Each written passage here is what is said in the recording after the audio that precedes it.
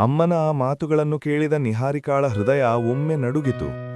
ತನ್ನ ಪ್ರೀತಿಯನ್ನು, ತನ್ನ ಜೀವನವನ್ನು ತ್ಯಾಗ ಮಾಡುವ ಕ್ಷಣ ಅದು. ವೀರು ಮೃದುವಾಗಿ ಹೇಳಿದನು, ನಮ್ಮಿಬ್ಬರ ಪ್ರೀತಿಯಿಂದ ನಿನ್ನ ಕುಟುಂಬಕ್ಕೆ ತೊಂದರೆ ಆಗಬಾರದು ನಿಹಾರಿಕಾ. ನನ್ನ ಪ್ರೀತಿ ನಿನಗೆ ನೋವು ಕೊಡಬಾರದು. ಅವನ ಮಾತು ಕೇಳಿ ನಿಹಾರಿಕಾ ಕಣ್ಣೀರಿಡುತ್ತಾಳೆ. ನಿನ್ನನ್ನು ನಾನು ಹೇಗೆ ಬಿಟ್ಟು ಬದುಕಲಿ ವೀರು? ನೀನಿಲ್ಲದೆ ನನ್ನ ಜೀವನವೇ ಇಲ್ಲ. ಆದರೆ ವೀರು ಮತ್ತೆ ಹೇಳಿದನು, ಅಪ್ಪ ಅಮ್ಮ ಮುಖ್ಯ. ಅವರ ಮನಸ್ಸಿಗೆ ನೋವು ಕೊಡಬೇಡ.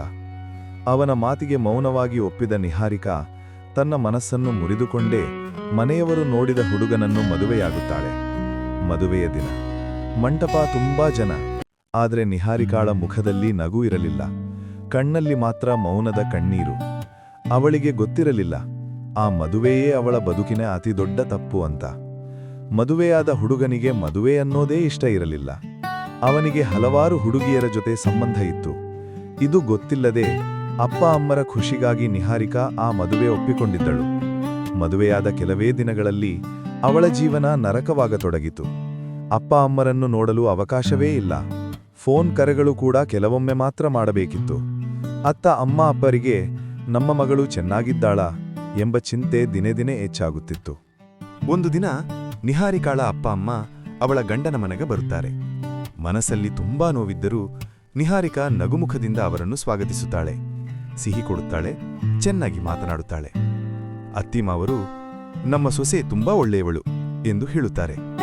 ಆದರೆ ಅವನು ಇವತ್ತು ಕೆಲಸ ತುಂಬಾ ಇದೆ ಎಂದು ಹೇಳಿ ಹೊರಗೆ ಹೋಗುತ್ತಾನೆ. ಅವಳ ಅಮ್ಮನಿಗೆ ಸ್ವಲ್ಪ ಅನುಮಾನ ಬರುತ್ತದೆ. ಆದರೆ ನಿಹಾರಿಕಾ ಸುಮ್ಮನಾಗಿಸುತ್ತಾಳೆ. ಅವರು ಹೋದ ನಂತರ ನಿಹಾರಿಕಾ ಒಂಟಿಯಾಗಿ ಅಳುತ್ತಾಳೆ. ಅಮ್ಮನ ನೆನೆದು ನನಗೆ ತುಂಬಾ ಒಂಟಿತನ ಕಾಡುತ್ತಿದೆ. ನನಗೆ ತುಂಬಾ ಅಳು ಬರುತ್ತಿದೆ. ಸಂಜೆ ಮನೆಗೆ ಬಂದ ಗಂಡ, ನಿನ್ನ ಅಪ್ಪ ಅಮ್ಮ ಯಾಕೆ ಬಂದಿದ್ರು? ನೀನು ಫೋನ್ನಲ್ಲಿ ಜಾಸ್ತಿ ಮಾತಾಡ್ತೀಯ ಎಂದು ಕೋಪದಿಂದ ಬೈಯುತ್ತಾನೆ. ದಿನವೂ ಬೈಗುಳ ಮತ್ತೆ ದಿನವೂ ಅವಮಾನ. ಮೌನವಾಗಿ ಸಹಿಸಿಕೊಳ್ಳುತ್ತಿದ್ದ ನಿಹಾರಿಕಾ, ಇವನಿಗೆ ನನ್ನ ಮೇಲೆ ಪ್ರೀತಿ ಇಲ್ಲವೇ ಎಂಬ ಪ್ರಶ್ನೆ ಅವಳ ಮನಸ್ಸನ್ನು ಕಾಡುತ್ತಿರುತ್ತದೆ. ಒಂದು ದಿನ ಅವನು ಫೋನ್ ಚಾರ್ಜ್ ಇಟ್ಟು ಹೊರಗೆ ಹೋಗಿರುವಾಗ ನಿಹಾರಿಕಾ ಅವನ ಫೋನ್ ನೋಡ್ತಾಳೆ. ಅದರಲ್ಲಿದ್ದ ಮೆಸೇಜ್ಗಳು, ವಿಡಿಯೋ ಕಾಲ್ಸ್, ಮತ್ತೆ ಅವನಿಗೆ ಮದುವೆ ಆಗಿದ್ದಾನೆ ಅನ್ನೋದೇ ಗೊತ್ತಿಲ್ಲದ ಹಲವಾರು ಹುಡುಗಿಯರು. ಆ ಕ್ಷಣ ನಿಹಾರಿಕಾಳ ಹೃದಯ ಒಡೆದು ಹೋಗುತ್ತದೆ. ನನ್ನ ಜೀವನ ನಾಶವಾಗಿದೆ ಎಂದು ಕಣ್ಣೀರಿಡುತ್ತಾಳೆ. ಅಷ್ಟರಲ್ಲಿ ಅವನು ಬರ್ತಾನೆ. ಫೋನ್ ನೋಡೋದನ್ನು ನೋಡಿದ ಅವನು ಕೋಪದಿಂದ ಬೈಯುತ್ತಾನೆ, ನಾನು ನಿನ್ನನ್ನು ಪ್ರೀತಿಸಿ ಮದುವೆಯಾಗಿಲ್ಲ. ಇಷ್ಟ ಇದ್ರೆ ಇರು, ಇಲ್ಲ ಅಂದ್ರೆ ಹೋಗು. ಆರ್ಯನ ಅಪ್ಪ ಅಮ್ಮರಿಗೆ ಸತ್ಯ ಗೊತ್ತಿದ್ದರೂ ಮಗನ ಮೇಲಿನ ಪ್ರೀತಿಯಿಂದ ಅವನನ್ನೇ ಬೆಂಬಲಿಸುತ್ತಾರೆ. ನಿಹಾರಿಕಾ ಎಲ್ಲಾ ಸತ್ಯ ಹೇಳಿದರೂ ಅವಳ ಮಾತು ಯಾರಿಗೂ ಕೇಳಿಸಲಿಲ್ಲ. ಒಂದಿನ ಆರ್ಯ ಸ್ಮೋಕಿಂಗ್ ಮಾಡ್ತಾ ಮತ್ತೊಬ್ಬ ಹುಡುಗಿಯ ಜೊತೆ ವಿಡಿಯೋ ಕಾಲ್ನಲ್ಲಿ ಮಾತಾಡ್ತಿರ್ತಾನೆ. ನಿಹಾರಿಕಾ ತಡೆಯಲಾಗದೆ ಹೇಳ್ತಾಳೆ, ನೀನು ಮದುವೆ ಆದವನು, ಈ ಹುಡುಗಿಗೆ ಮೋಸ ಮಾಡ್ತಿದ್ಯಾ, ಅವಳಿಗೆ ಮೋಸ ಮಾಡ್ತಿದ್ಯಾ ನೀನು ಎಂದಳು. ಆರ್ಯ ಅವಳಿಗೆ ಹಿಂಸೆ ಮಾಡಿದ. ಸಿಗರೇಟಿನಿಂದ ಸುಡುವ ನೋವು ಎಲ್ಲವನ್ನೂ ಸಹಿಸಿಕೊಂಡ್ಳು. ನಾನಿದನ್ನೆಲ್ಲ ಹೇಳಿಬಿಡ್ತೀನಿ ಎಂದು ಹೊರಡ್ತಾಳೆ.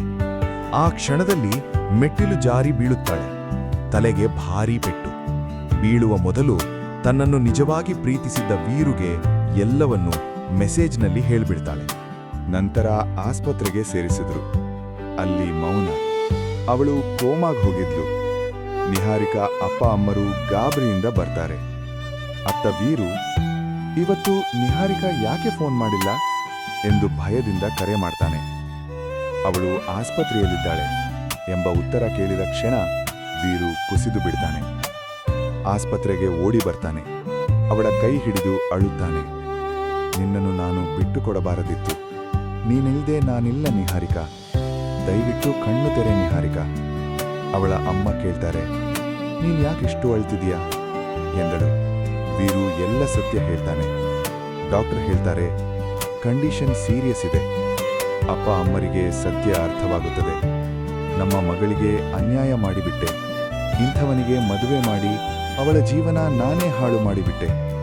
ಅವನನ್ನ ಸುಮ್ಮನೆ ಬಿಡಬಾರದು ಎಂದು ಪೊಲೀಸ್ ಕಂಪ್ಲೇಂಟ್ ಕೊಟ್ರು. ಆರ್ಯನನ್ನು ಪೊಲೀಸ್ ಅರೆಸ್ಟ್ ಮಾಡಿ ಜೈಲ್ಗೆ ಹಾಕಿದ್ರು. ನಿಹಾರಿಕಾ ಇನ್ನೂ ಕೋಮದಲ್ಲೇ ಇದ್ಲು. ಆದರೆ ಅವಳ ಕಿವಿಗೆ ಮಾತುಗಳು ಕೇಳಿಸುತ್ತಿರುತ್ತವೆ. ಕಣ್ಣೀರಷ್ಟೇ ಉತ್ತರ.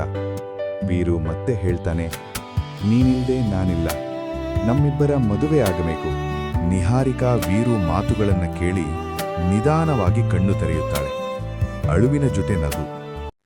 ಕೆಲ ದಿನಗಳಲ್ಲಿ ಅವಳು ಚೇತರಿಸಿಕೊಳ್ಳುತ್ತಾಳೆ. ಡಿವೋರ್ಸ್ ಆಗುತ್ತದೆ. ಅಪ್ಪ ಅಮ್ಮ ಕ್ಷಮೆ ಕೇಳುತ್ತಾರೆ. ಕೊನೆಗೆ ಪ್ರೀತಿಯಿಂದ ಆರಂಭವಾದ ಕಥೆ ಪ್ರೀತಿಯಲ್ಲೇ ಅಂತ್ಯವಾಗುತ್ತದೆ. ನಿಹಾರಿಕಾ ಮತ್ತು ವೀರು ಮದುವೆಯಾಗುತ್ತಾರೆ. ಮತ್ತೆ ಒಂದು ಪುಟ್ಟ ಜೀವ ಅವರ ಜೀವನಕ್ಕೆ ಬೆಳಕು ತರುತ್ತದೆ. ನೋವಿನಿಂದ ಶುರುವಾದ ಕಥೆ ಸಂತೋಷದಲ್ಲಿ ಮುಕ್ತಾಯವಾಗುತ್ತದೆ. ಈ ಕಥೆಯ ಸಾರಾಂಶ: ನಿಜವಾದ ಪ್ರೀತಿಗೆ ಸಾವಿಲ್ಲ.